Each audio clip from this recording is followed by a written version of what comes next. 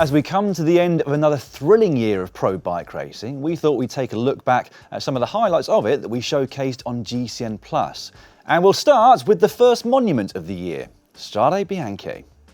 Okay, I know that's not a monument, but this year it made a blooming good argument for becoming one. Over the gravel roads of Tuscany, SD Works fielded a team of stars, but who would emerge triumphant? Look at that attack now from Chantal van den Broek-Black on the climb, and she's got Longa Borghini now all in a hurt locker. Chantal van den Broek-Black now comes into the sunshine and will be able to sit up and enjoy this one. What a ride from the Dutch rider Chantal van den Broek-Black, times it to perfection.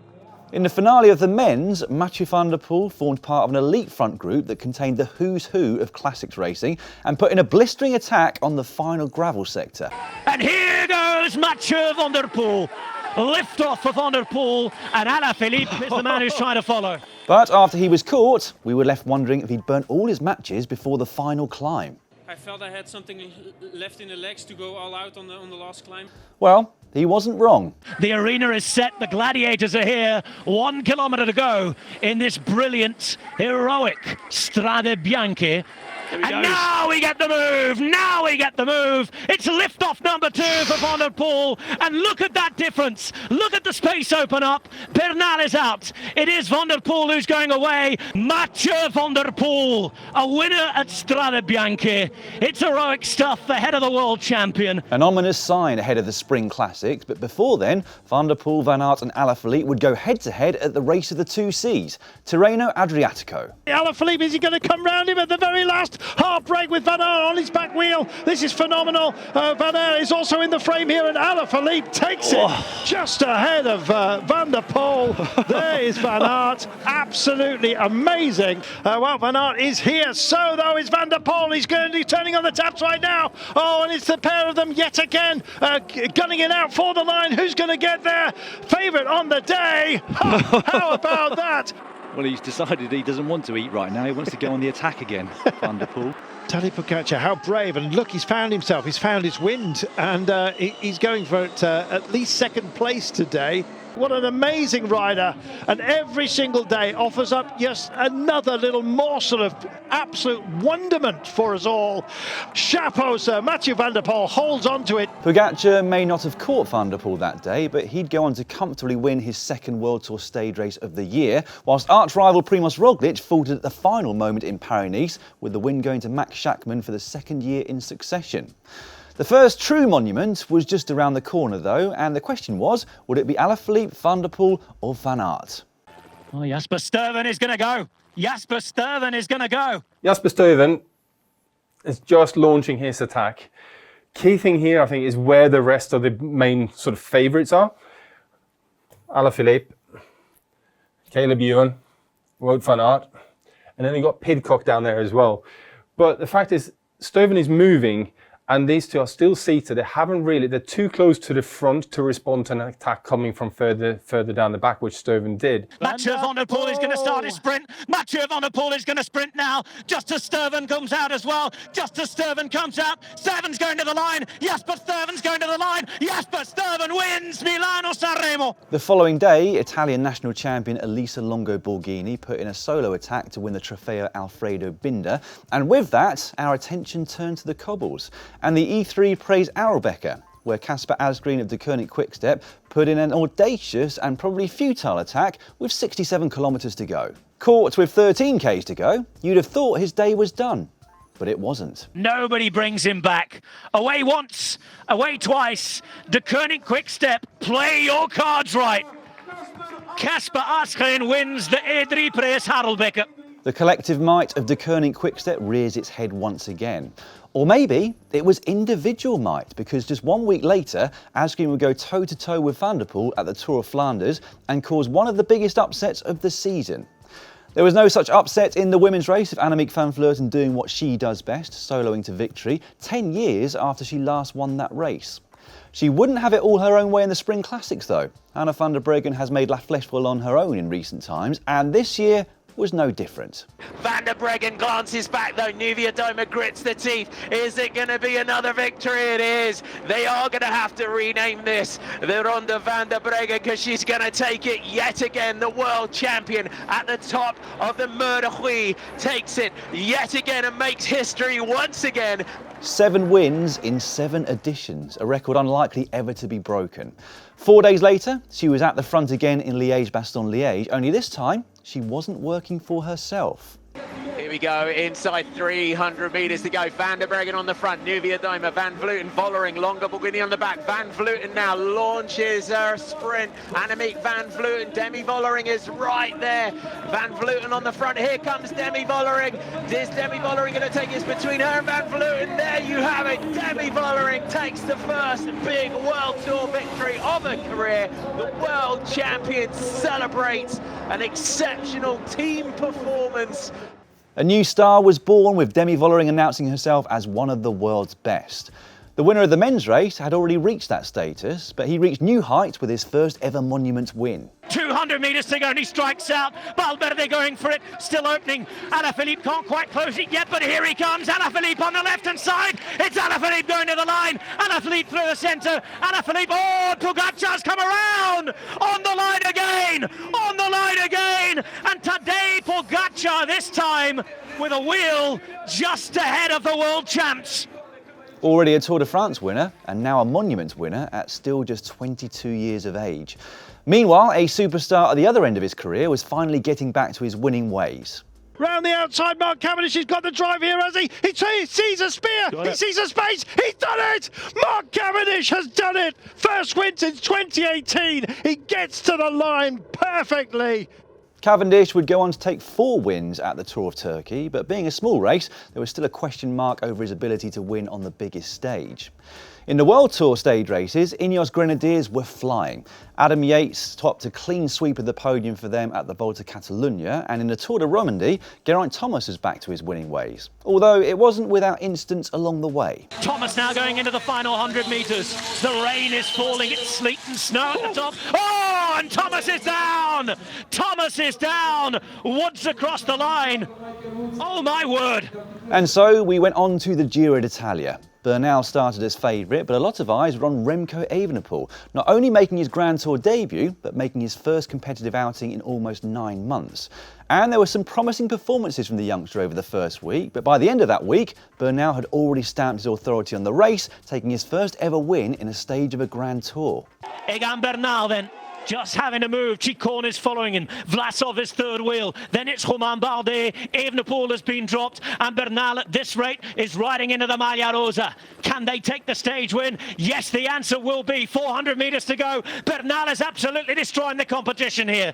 Bernal is riding away to it, but they're going on to the steepest section. 12% now for Egan Bernal. Now, how's that back? Bernal round the corner. The cheers are loud. He's done it in Italy. The former Tour de France rider's here to win the Giro. Tappa in maglia. Bernal will win stage 9. Bernal would cement his lead by winning a Queen stage that nobody really got to see, and go on to take his second Grand Tour GC win in Milan.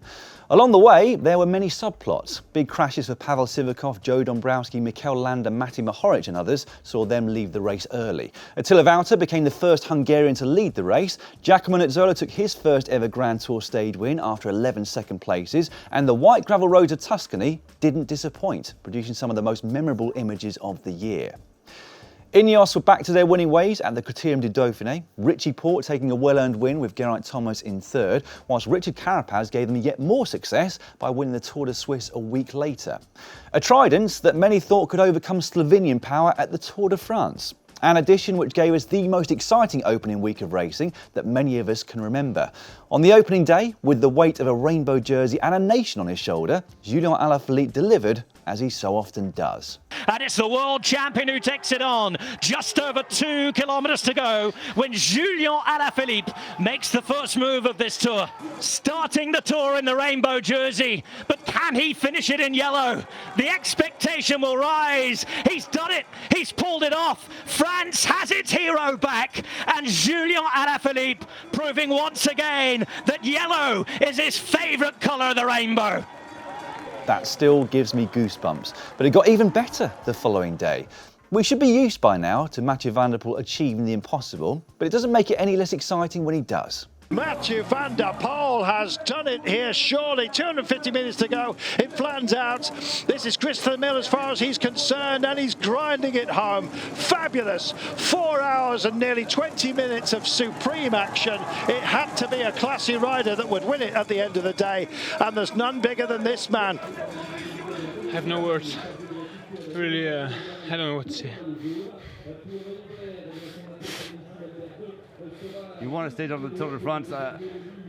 Can you talk to us about the way you won it? Because you went to go get those bonus seconds at the top of the first climb. You went to get the victory as well. I mean, you wanted this one so much. Yeah, for sure.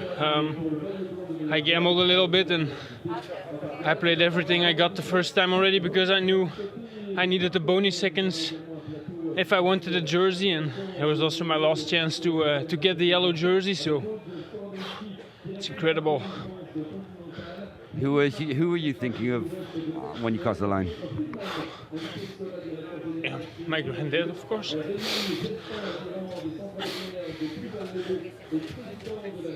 Although we were expecting Van der Poel in the first two stages to do something like that, because we know, what he's capable of, how explosive he is. But the way he did it on stage 2, unbelievable. If Sean the King Kelly says that, you know it's been an impressive performance. On to stage 4, and history was about to be made. There goes Mark Cavendish. Will it open up for him? Dead centre of the road. He could possibly get there. Hayes Ball in a good place as well. Mark Cavendish is going to do it. Oh, he's done it. He's done it. That is unbelievable in so many ways. What drama and what a winner. What a hero, both Van Moor and, of course, Mark Cavendish. If anyone was going to beat Brent Van Moor, you wanted it to be Mark Cavendish. And so it has proven to be. That is so special. That is the big champions. They can just keep on working on it. And, I know what it's like, and Dan knows what it's like. I don't. Well, it doesn't matter what You've level. been at the top level. It doesn't matter what level you're at. When you're in a peloton of professional riders, you're a professional. You have to work, and there's times you crash out, and you have to come back from those. At any level, you have to have that, that mental attitude, that mental power to be able to get back in there. But at the higher level, of course, there's more expectations of you. The press are always asking, well, are you finished? Are you going to win another race? You get the downers, the journalists who, really trying to kill you all the time. And there's a lot of them in there, I can tell you. And there's the ones that support you as well. And they're always, trying to support you as you're getting better. Written off by so many, Mark Cavendish had answered all his critics in just one sprint, backing that up with another and another, leaving him with just one to go to equal the record of Eddie Merckx. And here comes Mark Cavendish. It's coming up to the line. Is he going to get there? Oh, I think he has. I think he has done it. There was nanoseconds involved there, and he has got there. 34 Tour de France stage wins to his name, but Cav's dream of surpassing Merckx was broken by a man who can do everything at the very highest level. With Primož Roglič succumbing to injuries caused by a nasty week 1 crash, Wout van Aert was set free, and so he flew over all terrain. Winner over Mont Ventoux, winner of a time trial, and the winner of the Sprinters World Championships on the Champs-Élysées. Take a bow, Wout. That was seriously impressive.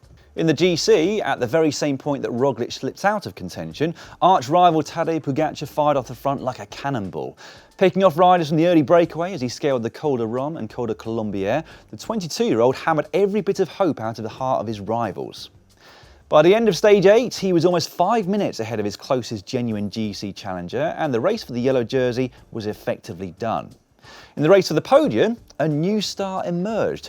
Jonas Vingegaard started the Tour de France as a little-known climber from Denmark, there to support Roglič, but he ended it on the podium and was the only rider to put Pogacar under pressure for the entire 3 weeks. And another new star was born at the Olympics just a week later. No, not Richard Carapaz, winner of the men's road race, but Anna Kiesenhofer, who caused the biggest upset of the entire season. Even many hardcore cycling fans were left scrambling to find out more about the Austrian as she soloed to a momentous win. Soon to realise that she'd prepared meticulously for the race, work that rewarded her with the most prestigious medal of them all.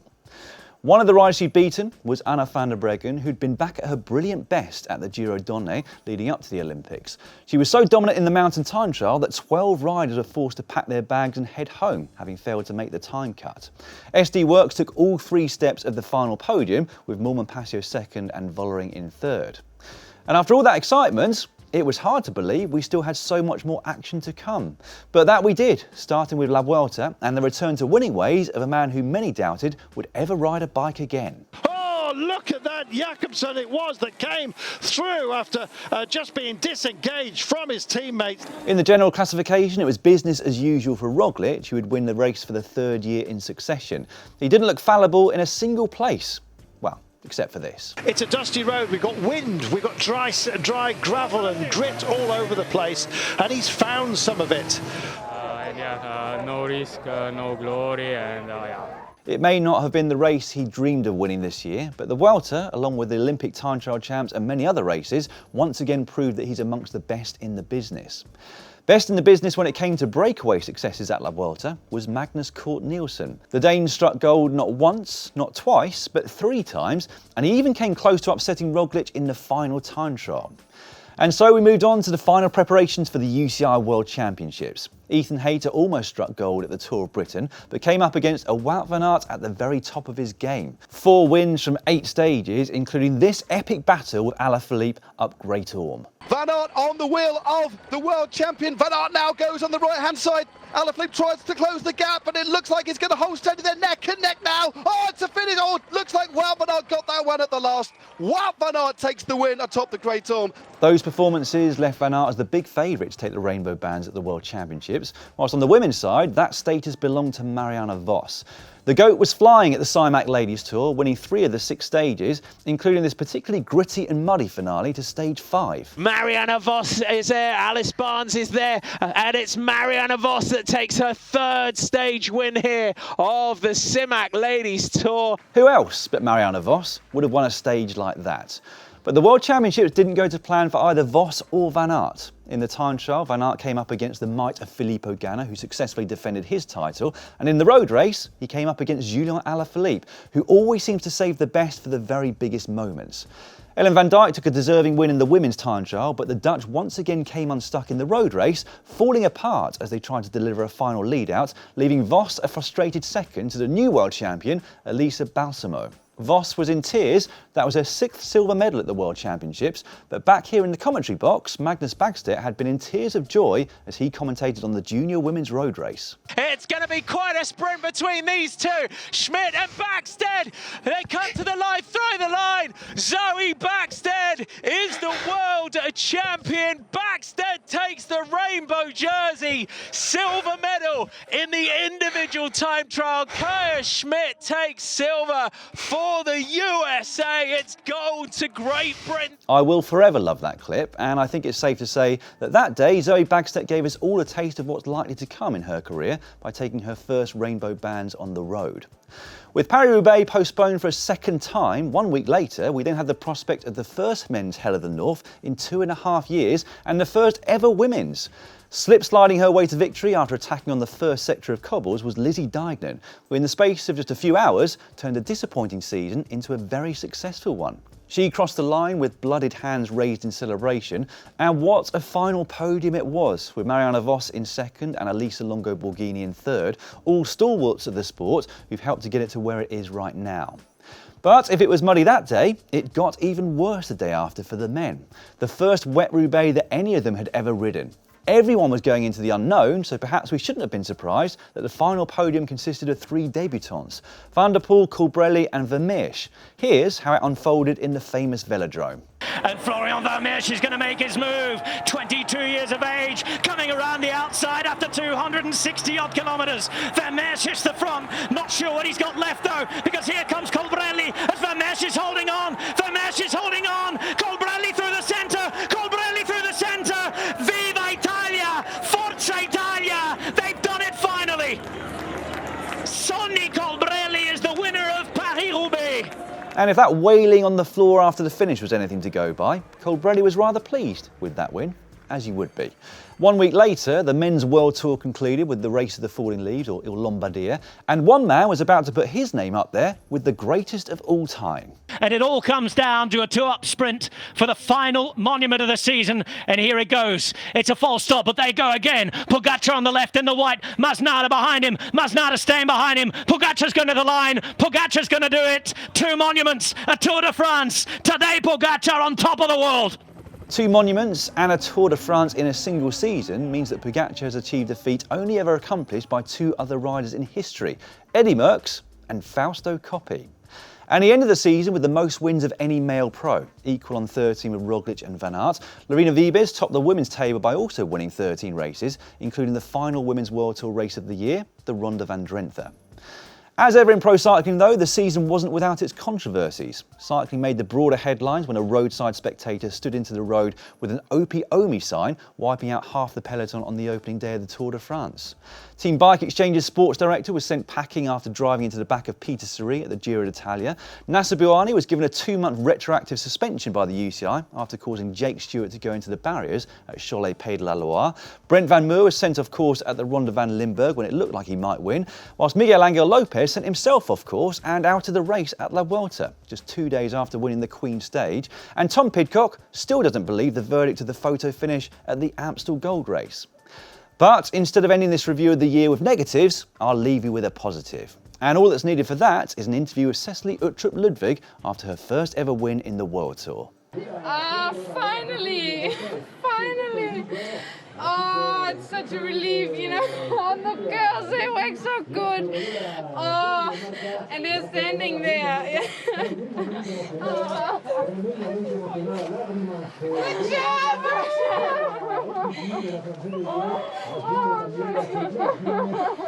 Fantastic. And what a season 2021 was. But bring on 2022, because we'll have even more live racing for you on GCN+. We've got a whole host of cyclocross racing coming up, culminating with the World Championships in Fayetteville at the end of January, which will be live in the USA, amongst other territories. A packed road season starts soon after that, and there'll be plenty of opportunities to see the big stars in the early season races fresh in their new team kit. Subscriptions to GCN Plus will remain the same price as this year, and we've now got gift subscriptions available too over on the GCN shop. You'll find a link to that on the screen right now. And don't forget, there is a wealth of free racing content on the app too, plus a whole load of polls where you can have your say, so feel free to get involved there. Have a great new year everyone, I'll be seeing you then.